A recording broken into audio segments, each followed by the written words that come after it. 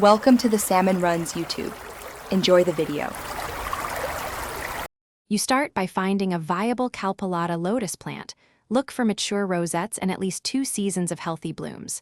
Once located, confirm legal permissions and harvest windows so you don't break local rules.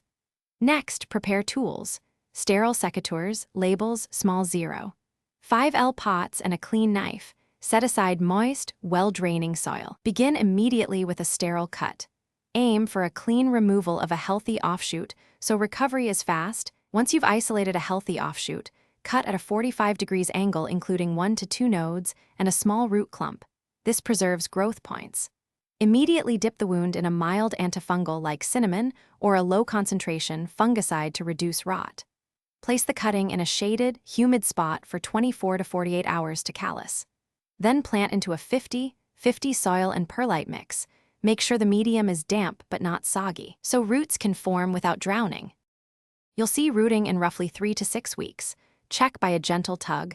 Resistance means roots are forming. Once roots appear, acclimate the young Kalpalata by slowly increasing light over 7 to 10 days and reducing humidity so leaves harden. When transplanting, handle the root ball carefully and place in a stable site with consistent moisture and morning sun.